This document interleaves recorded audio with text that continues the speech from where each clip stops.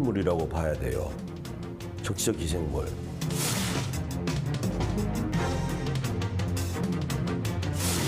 난파한 배에서 이벤트 아무량 무한이라는 겁니다.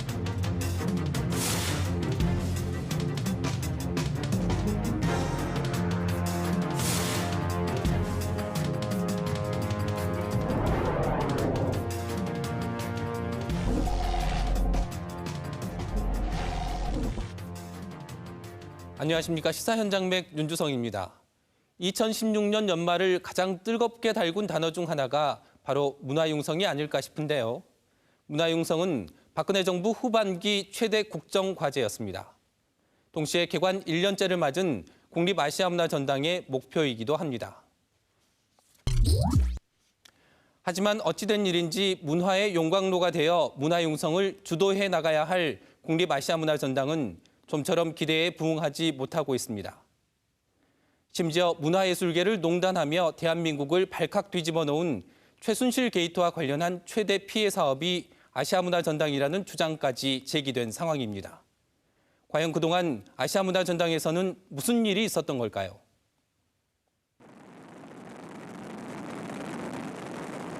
대한민국의 문화발전소를 자처하며 지난해 11월 공식 문을 연 국립아시아문화전당. 전당 측은 개관 1년 만에 260여만 명이 다녀가는 등 문화의 새 지평을 열었다고 자평합니다. 하지만 외부의 평가는 전혀 다릅니다. 성과는 고사하고 우려만 가득한 상황. 최순실 씨의 핵심 측근으로 중국의 최근엔 비선실세 차은택 감독이 각종 문화판의 이권 사업에 전방위로 개입한 정황들이 속속 드러나면서 그 최대 피해 사업이 국립아시아문화전당이라는 주장까지 제기됐습니다. 관련된 모든 의혹을 부인하는 것으로 전해졌습니다. 모든 게 딱 맞겠어요. 그 사이에 저런 최순실 차은택 게이트는 뭡니까? 국정을 농단을 하는데 특히 문화예술계는 완전 교란을 시켰어요.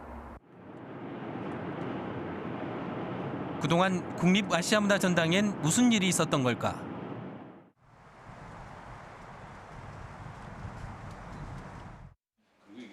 지난해 1월까지 문화전당의 개관을 총괄하는 전시예술감독이었던 이영철 교수. 그런데 이 교수는 개관을 불과 8개월 앞두고 갑작스레 해임됐습니다. 2015년 1월 초예요. 1월 10일자로 계약 해지 통보를 제가 받은 건데 저 예술을 하는 입장에서는요 거의 범죄적인 거예요, 이런 일은. 핵심 해임 사유는 주요 업무 추진의 지연. 하지만 이 교수는 관주도의 예술 행정이 빚어낸 억지 유의일 뿐이라고 주장합니다.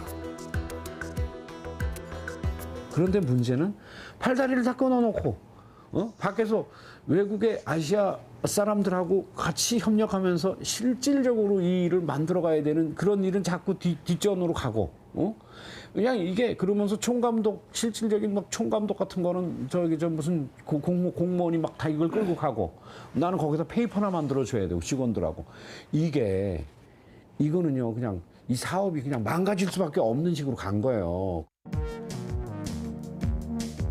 당시 이영철 감독이 해임되고 후임으로 임명된 사람은 연세대학교 교수인 목진효 감독. 하지만 임명과 동시에 김종덕 문화체육부 전 장관의 측근 인사라는 의혹이 제기됐습니다. 김 전 장관은 차은택의 은사로 최순실 게이트의 핵심 실세로 꼽히는 인물입니다. 이영철 교수가 해임된 직후 후임으로 지목됐던 목진효 교수가 주도했던 회의 기록입니다.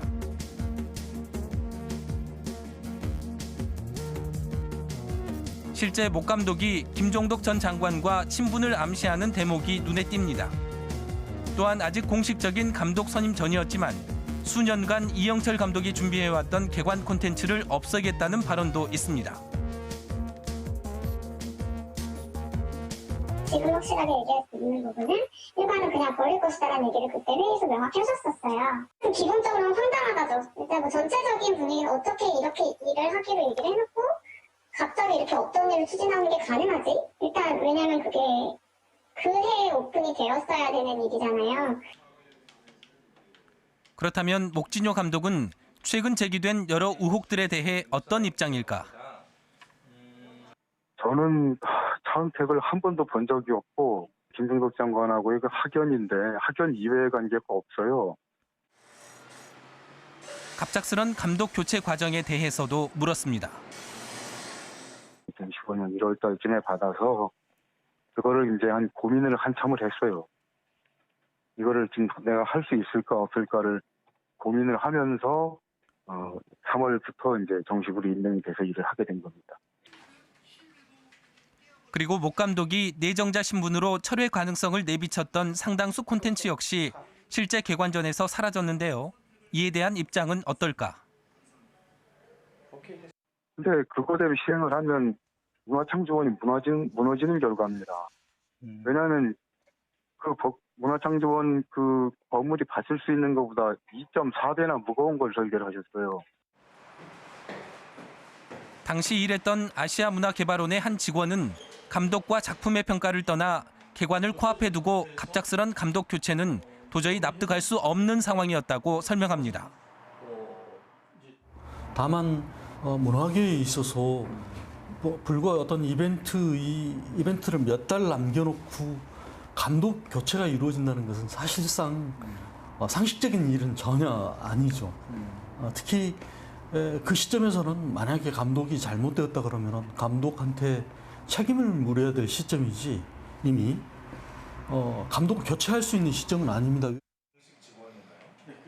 또 이영철 교수의 해임 사유가 됐던 업무 지연과 관련해서도 일이 지체된 사유는 이 감독이 아닌 오히려 행정 절차상에 더 문제가 있었다고 주장합니다. 중간중간에 이렇게 계속 보고를 해왔는데 그럴 때마다 웬일인지 실제적인 어떤 그 반응들이 없었어요. 자, 그 사업 계획이 잘 되었으니 계속 추진을 하라라든지 아니면은 굉장히 부족하고 잘못된 것이었으니 처음부터 다시 하라라든지 어떤 부분을 좀 수정을 하자라든지 어떤 그 반응이 있어야 하는데 게다가 갑작스런 감독 교체로 수년간 준비한 콘텐츠는 물론 그동안 쌓아온 인적 네트워크마저 크게 훼손됐다고 주장합니다. 그 네트워크가 그러니까 완전히 어떻게 보면 제가 가지고 그냥 이렇게 있을 개인적인 게 아니라 전담의 자산이 되어야 했었을 부분인데 그것들이 이제 제대로 수용되지 않고 그 전담의 그 토대에 이제 공헌을 하지 못하고 그냥 이렇게 끊어 나가게 된 점은 좀 아쉽죠. 지난 대선 당시 박근혜 후보는 광주역 유세에서 광주를 명실상부한 문화수도로 키우겠다고 약속했습니다. 하지만 약속은 지켜지지 않았습니다. 일례로 아시아문화전당의 전당장은 아직도 직무대리 체제. 예산도 마찬가지입니다.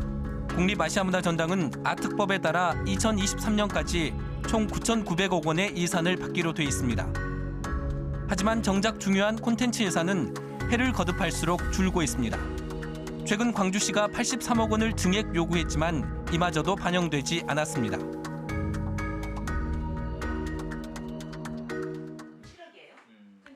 때문에 박혜자 전 국회의원은 박근혜 정부가 의도적으로 아시아문화 중심 도시 조성 사업을 고사시키려 했다고 주장합니다. 그래서 그 당시 주승용 의원, 정청래 개관이 작년 11월 25일 날인가 했어요. 근데 지금 1년이 넘어가도록 전당 장한 날을 안 해줘요. 그러니까 이 그 아시아 문화의 전당을 고사시키는 거고요. 실질적으로 그러니까 국책 사업으로 국비 1조를 들였지만 마음에 안 맞으면 그냥 스스로 그냥 고사되라. 이제 이런 그 형국이고요. 실제 박 전 의원이 펴낸 아시아문화 전당 관련 백서에는 정부 여당이 때때로 전당 사업에 발목을 잡는 내용들이 기술돼 있습니다. 제작진은 이 백서 내용을 바탕으로 국회 회의록을 통해 그동안 전당 사업의 진행 과정들을 직접 살펴볼 수 있었는데요.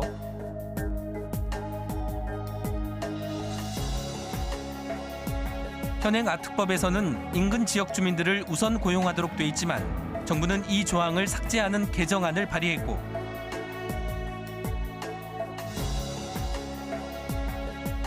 새누리당은 개발원의 명칭 사용을 금지한 현행 법안에 발목을 잡았습니다.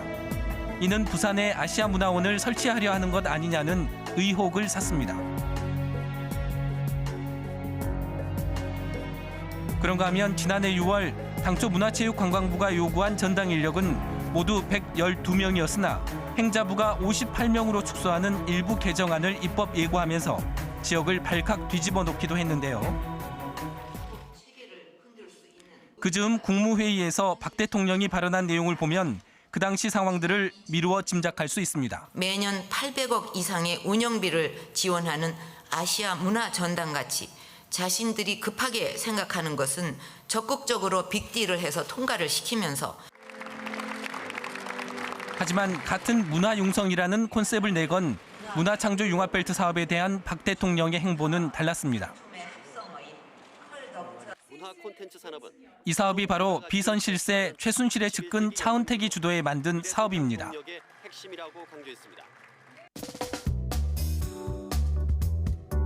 문화창조융합벨트 사업 예산은 점점 증액된 반면 전당 사업 예산은 축소된 상황.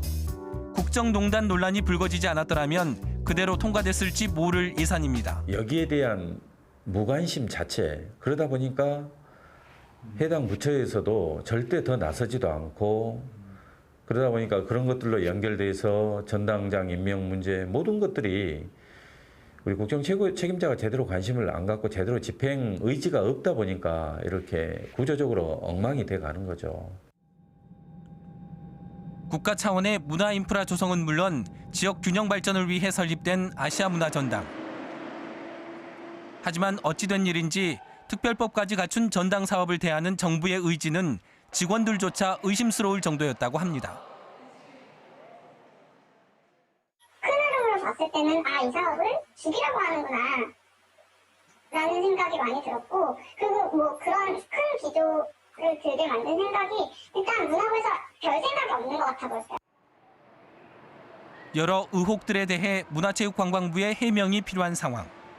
하지만 거듭된 취재 요청에도 문체부는 무성의한 답변뿐이었습니다. 그 관련돼서 문체부에서는 여기 뭐 특별하게 전당에 대해서 저기 하지 않기 때문에 우리가 알 바가 없어요. 국립아시아문화전당 측에서도 제기된 여러 의혹에 대해 자세한 입장을 들을 수 없었습니다. 당시 목 감독님 선임할 때 기자들 원장님도 안 계시는 상황이어서 이 부분에 대해서 책임을 지고 인터뷰를 하실 만한 분이 없는 거죠.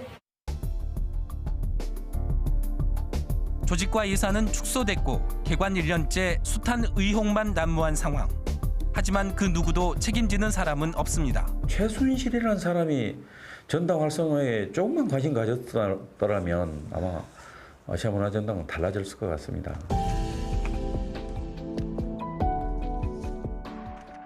예술과 표현의 자유는 헌법에 보장된 기본권 중 하나입니다.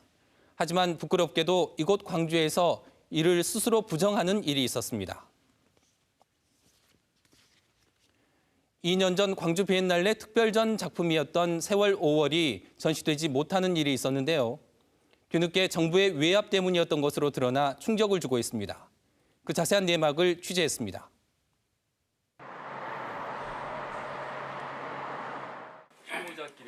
지난달 14일 광주시 기자간담회. 윤장현 시장의 입에서 뜻밖의 고백이 터져나왔습니다. 정말 지금 생각하면 그 작품이 당당하게 걸렸어야 될 작품이라는데 아쉬움을 갖고 있습니다. 그 시점에서 시정이 처한 여러 가지 현안의 문제에 있어서 그걸 돌파하지 못한 부끄러움을 고백합니다. 2년 전 홍성담 작가의 전시가 무산된 배경에는 외압이 있었다는 것. 김정차관으로도 한 번 받았습니다.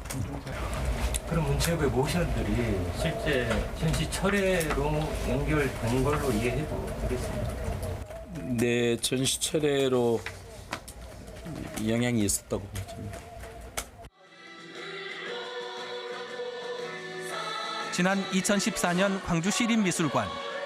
광주 비엔날레 특별 프로젝트 개막식을 앞두고 전시의 대표작이었던 걸개 그림이 도착했습니다. 그런데 어찌된 일인지 미술관 관계자가 문을 잠가버립니다.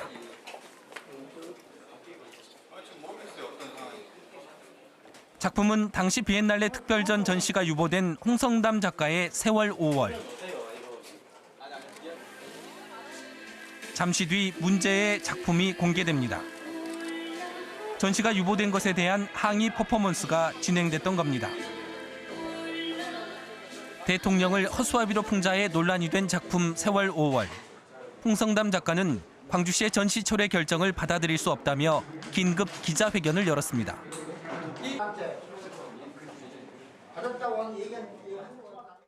이거 7월 17일 날 저에게 와서 이걸 끊임없이 요구를 했습니다. 그래서 저는 못하겠다고 버텼습니다. 그리고 8월 3일 날 그리고 또 요구를 했습니다. 그때 제가 많은 이야기를 들었습니다. 이것이 큐레이터 의견이 아니라 바로 오 행정부시장, 그 다음에 광주의 문화정책실장, 이 사람들의 의견이다. 그래서 저는 분노를 했습니다. 당시 비엔날레에 참여했던 일부 작가들도 광주시의 전시 철회 결정에 항의하며 자신의 작품을 손수 떼어내는 등 파장은 상당했습니다. 김종 차관의 전화를 받고 시장이 예스 해버리면 광주는 뭐가 되겠습니까? 근데 그 시장이라고 하는 자리는 시민 권력의 상징적 권력이거든요. 저는 그 시장의 역할이 굉장히 중요하고 그 힘을 모아줄 수 있는 시민 권력이 또한 매우 중요한 것 같아요. 근데 그러지 못했다는 거죠. 그게 너무 안타까워요. 윤 시장의 뒤늦은 고백 후 제작진은 홍성담 작가를 다시 찾았는데요. 홍성담 작가는 너무 늦은 고백일 뿐이라며 당시 상황에 대한 전모를 밝힐 것을 요구합니다. 이놈이 가는 마지막까지 문체부 차원뿐만 아니라 청와대에서 직접 이렇게 또 핸들링을 했구나. 나머지 3분의 1이 또 밝혀져야 돼요. 당시 과도한 정부 비판이라는 평가로 비엔날레 전시회에서 사라진 작품 세월 5월. 홍성담 작가는 광주시 스스로가 당시 비엔날레 특별전의 주제였던 광주 정신을 저버렸다고 지적합니다. 한국 그 미술사에 너무 비극적으로 크게 각인이 되어버렸다. 이제 쓰여져 버렸다. 그래서 이걸 씻어내야 된다. 이게 말이 되냐. 우리가 1980년대 그 엄청난 신군부의 총칼 앞에서도 우리가 민주주의를 부르짖으며 싸웠는데, 총을 들고 싸웠는데, 아니 외압 한 방에, 전화 한 방에 이게 문화 강주의 자존심이 무릎을 꿇어버린다는 게 이게 광주시장으로서 이건 부적격이다. 그래서 이걸 씻어내야 된다. 예술가로서 시대의 삶과 비극을 담아내는데 결코 주저하지 않았던 홍성담 작가. 표현의 자유는 그 어떤 순간에도 지켜져야 한다고 강조합니다. 그런데 놀랍게도 아시아문화전당에서도 지난해 같은 상황이 반복됐습니다. 성환경 큐레이터가 개관 전시작으로 기획했던 나의 국가라는 가제목의 기획안입니다. 우리가 일제시대 이후 우리 독립을 거쳐서 지금까지의 1950년대 그 첫 정부 수립서부터 지금까지 여러 과정을 보면은 모든 이슈가 국가라는 주제를 피해가기 어렵죠. 예. 그것을 제대로 짚어봄으로써 현재적인 의미에서 국가 문제를 조금 더 미래지향적으로 설정해 보려는 그런 의도에서 기획된 것입니다. 그런데 전당 측은 개관을 불과 6개월 앞두고 전시를 돌연 취소했습니다. 2015년 5월 하순에 전시 그 기획안, 2차 기획안을 냈을 때 전시기획위원회라는 걸 소집해가지고 큐레이터도 참석하지 않은 채 일방적으로 거기서 전시가 진행이 어렵다. 안 하는 게 좋겠다고 하는 그런 말하자면 결정을 내리고 그걸 저한테 통보를 했습니다. 일방적인 통보죠. 뭐 전시 진행 일정, 예산, 전시 면적, 뭐 여러 가지 이유를 모호하게 이렇게 포괄적으로 이렇게 제시했는데 언어가 하나 뚜렷한 것이 없고 말하자면 이 감추어진 거죠, 진짜 전시를. 지난해 1월 목진효 감독이 내정자 신분으로 진행한 회의에서도 관련 내용이 언급됐습니다. 성환경 큐레이터의 전시는 민감한 내용이 바뀌지 않으면 무산될 가능성이 크다. 우리나라 위정자들이 싫어한다는 발언도 있습니다.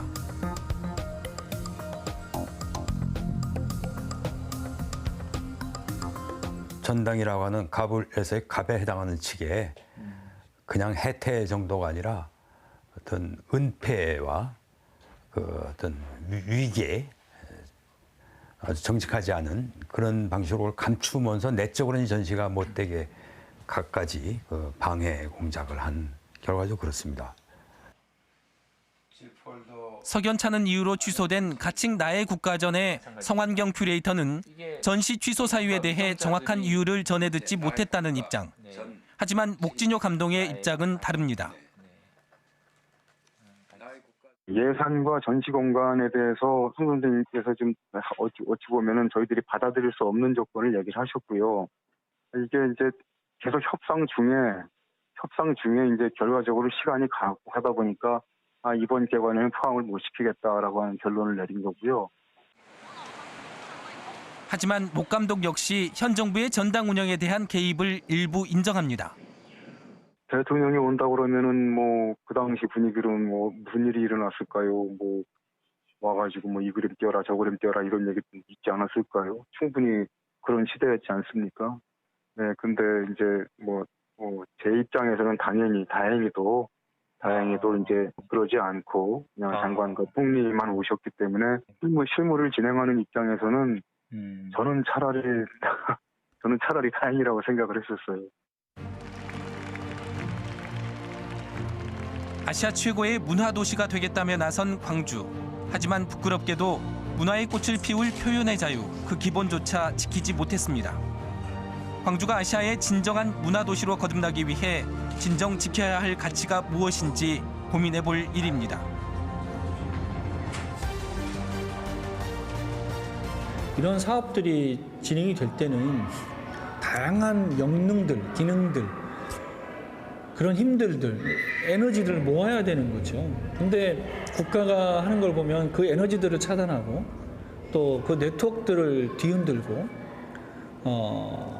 또 실제로 그것들이 진행되는 과정에서 주체들을 계속 바꾸는 전략을 통해서 연속적이거나 지속적이지 않은 상태로 자꾸 문화 중심도를 놓고 있다는 거죠. 이것은 자칫하면 파국에 이르게 할 수 있어요. 아시아 문화 중심 도시를. 만약 2년 전 윤장현 시장이 당당하게 외압 사실을 폭로했다면 이후 상황은 어땠을까요? 물론 재전시는 결정했지만 아시아 문화 중심 도시를 표방하는 광주가 표현의 자유를 스스로 부정했다는 오명을 지울 수 없게 됐습니다.